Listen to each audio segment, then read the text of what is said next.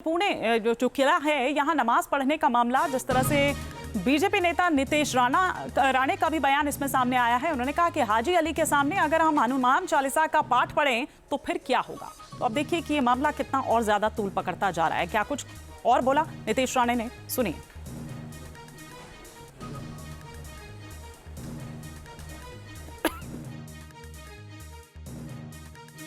शनिवार वाड़ा में हमारा इतिहास और हमारे शौर्य का प्रतीक है वो शनिवार वाड़ा। हिंदू समाज के बहुत दिल के करीब है वो शनिवार वाड़ा।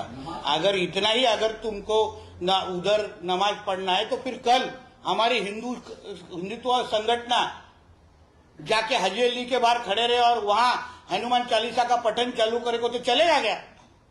तब तुम लोग की भावना दुखेंगी नहीं। तुमको वहां ही नमाज पढ़ना है, फिर मस्जिद में क्या करते हैं?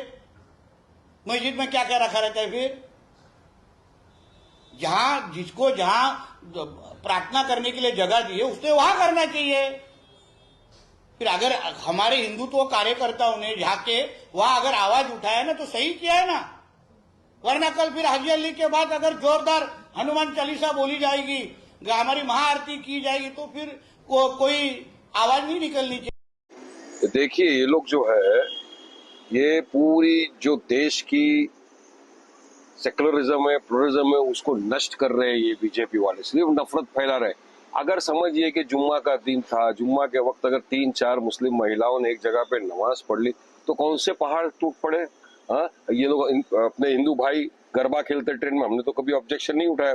एयरपोर्ट के ऊपर गरबा खेला जाता है, कभी हमने तो ऑब्जेक्शन नहीं उठाया। चलिए, ऐसा प्रोटेक्टेड मॉन्यूमेंट तो सबके लिए है, तो क्या कर सकते हो उसमें? 3 मिनट की नमाज के लिए आपको इतनी तकलीफ होगी, जबकि संविधान आर्टिकल 25 इजाजत देता है इंसान को अपना रिलीजन प्रैक्टिस करने की।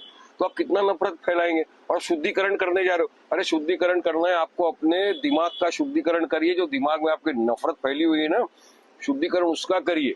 ये सिर्फ नफरत की दिशा में लेके जा रहे हैं। सेकुलरिज्म प्लुरलिज्म का सत्यानाश किया जा रहा है, असंवैधानिक चीजें करी जा रही है, और जो गंगा जमनी तहजीब का हमारा भारत देश प्रतीक था उसको मिटाने की पूरी बीजेपी वाले कोशिश कर रहे हैं। विकास, डेवलपमेंट, बेरोजगारी, महंगाई, इस पे बात करने का इनके पास कोई मुद्दा ही नहीं है। तो बस इस तरह आ गए, शुद्धिकरण करने के लिए चले जाएंगे। कितना नफरत, सिर्फ नफरत फैलाना चाहते ही है और कुछ नहीं है। 3-4 मिनट की जुम्मा का वक्त नमाज अगर किसी ने पढ़ लिया तो मैं नहीं समझता हूँ कि हाथी घोड़े पहाड़ टूट पड़े उसके। तो सबको मिलजुल के रहना चाहिए, प्यार मोहब्बत के वातावरण में मोहब्बत फैलाना चाहिए।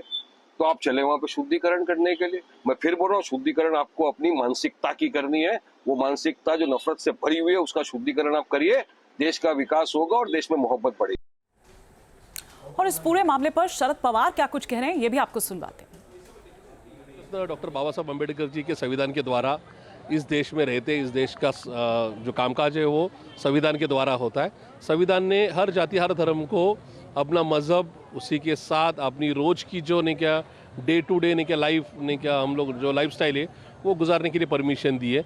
शनिवार वाड़ा कोई कानूनी जगह नहीं है, हेरिटेज प्लेस है और टूरिज़्म प्लेस है। वहाँ पे कोई मुस्लिम नहीं क्या जो नहीं क्या औरतें आई थी, जो वुमेंस आए थे, उनको शायद वो रोज़ के 5 टाइम की नमाजी रहेंगे, उनको उस टाइम शनिवार वाड़ा में नमाज पढ़ना मुनासिब उन्होंने समझा। अगर उन्होंने कुछ गलत किया है तो वहाँ पे जो नहीं क्या सुपरवाइज़र थे, वॉचमैन थे, उन्होंने उनको ये इत्तला देनी चाहिए थी, उनको वो नहीं क्या इंटीमेशन देना चाहिए था, उनको वहाँ पे बोलना चाहिए था कि आपने अभी जो किया है लेकिन यहाँ पर ये जगह नहीं। लेकिन वो उसके बजाय भाजपा की सांसद, राज्यसभा की सांसद मेधा कुलकर्णी रास्ते पर आई, उन्हें हिंदू मुसलमान यानी क्या फसाद करने की कोशिश। तो प्रशांत, जो कि शरद पवार गुट के नेता हैं, उनको आप सुन रहे थे कि एनसीपी दरअसल कहां, शरद पवार गुट वाली जो एनसीपी है वो कहां स्टैंड करती है। विलास आठवले से हम इस पूरे मामले को समझने की कोशिश करते हैं, क्योंकि विलास जी देखिए, ये मामला बहुत ही ज्यादा सेंसिटिव है और जिस तरह से दोनों गुट इसमें नजर आ रहे हैं बहुत ज्यादा एग्रेसिव, उससे लगता नहीं है कि मामला यहीं शांत होगा। पुलिस और प्रशासन कैसे इस मामले से निपट रहा है, कैसे इसको देख रहा है?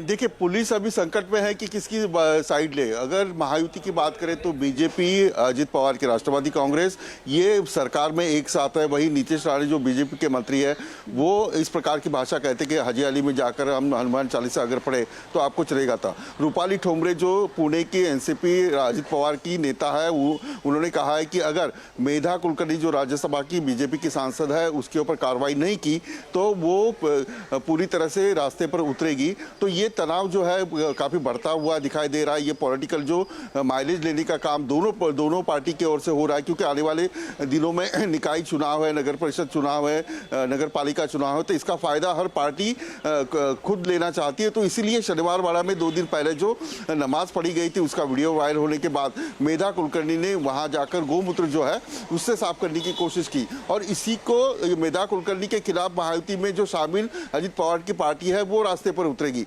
तो अभी पुलिस के सामने बहुत बड़ा संकट है कि 3 लोगों को अरेस्ट जरूर किया है, और जो हिस्टोरिकल जो मोमेंट है वो उसके जो सुपरवाइजर है या उसके अधिकारी जो है उनका कहना है कि ये पुराना है, 700 साल पुराना है, और कुछ लोगों का यानी जो पतित पावन संगठन है उनका कहना है कि ये मजार जो है वो अभी की है। तो ये विवाद बढ़ता हुआ दिखाई दे रहा है। फिलहाल दिवाली के दिन है, ऐसे में पुणे का माहौल काफी तनावपूर्ण भी है और दूषित भी हो गया है।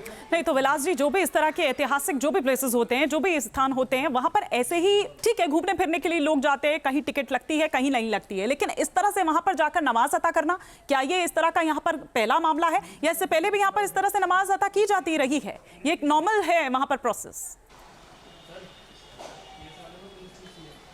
नहीं, देखिए, मजे की बात यह है कि शनिवार वाड़ा किस लिए फेमस है। शनिवार वाड़ा ये पेशवा का एक निवास स्थान था, और वहाँ से महाराज का जो कारोबार है वो देखा जाता था। और जो पेशवा की बीवी थी मस्तानी, वो मुस्लिम समाज की थी, और वो अगर वहाँ रहती है तो वो जाहिर है वो भी नमाज पढ़ती होगी। तो यही विवाद है कि मस्तानी अगर नमाज पढ़ती होगी तो यहाँ कोई 3 मुस्लिम महिलाओं ने नमाज पढ़ी है तो उसमें कुछ गया, क्योंकि 5 वक्त के नमाजी हो गए, उनको टाइम नहीं मिला होगा। ये जो बातें हैं वो की जा रही है, लेकिन पतित पावन संगठन या बीजेपी कहती है कि यहाँ कोई मजार नहीं थी, यहाँ कोई नमाज नहीं पढ़ा जाता था। तो ये पुलिस के सामने इन्वेस्टिगेशन का मामला होगा कि जो ये कितने साल से मजार है, वो शनिवार वाड़ा में नमाज पढ़ी जाती थी या नहीं जाती थी। इस प्रकार यानी मजे की बात यह है कि जो मजार बनाई गई है वो पेशवा ने बनाई है, और ऐसी बातें भी सामने आ रही है। तो ये देखना होगा कि इतिहास के पन्ने क्या कहते हैं और फैक्ट क्या है। विलास जी, आप कह रहे हैं कि इसमें एक्शन लिया गया है, 3 की गिरफ्तारी हो चुकी है। क्या ये जो महिलाएं जो यहाँ पर नमाज अता कर रही हैं वो, और मेधा कुलकर्णी को लेकर भी आप कह रहे थे कि कुछ एक्शन की बात यहाँ पर हो रही है, उसको लेकर क्या जानकारी?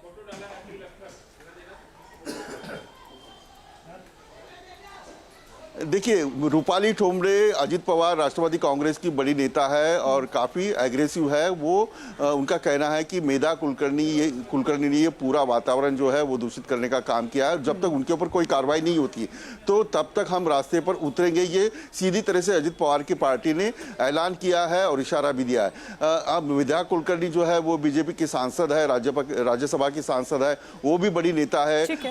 उनके सपोर्ट में नीतीश राणे उतरे हैं। तो ये मामला अगर देखा जाए तो आने वाले चुनाव को लेकर दोनों तरफ से इसको गरमाने की कोशिश हो रही है, जो जमीन है चुनाव में उसका फायदा प्लॉटिंग यहाँ पर बेसिकली हो रही है, और तब तक ये ऐसे ही रहेगा, मामला शांत होने वाला नहीं है। विलास जी, बहुत शुक्रिया, आप नजर बनाए रखें। फिलहाल शुक्रिया इस तमाम जानकारी के लिए आपका। जहाँ भक्ति है हर शब्द में, कथाओं में छुपे हैं दिव्य रहस्य, और ज्योतिष देता है जीवन को दिशा। धर्म से जुड़ी हर बातों को जानने के लिए हमारे चैनल स्तुति को सब्सक्राइब करें।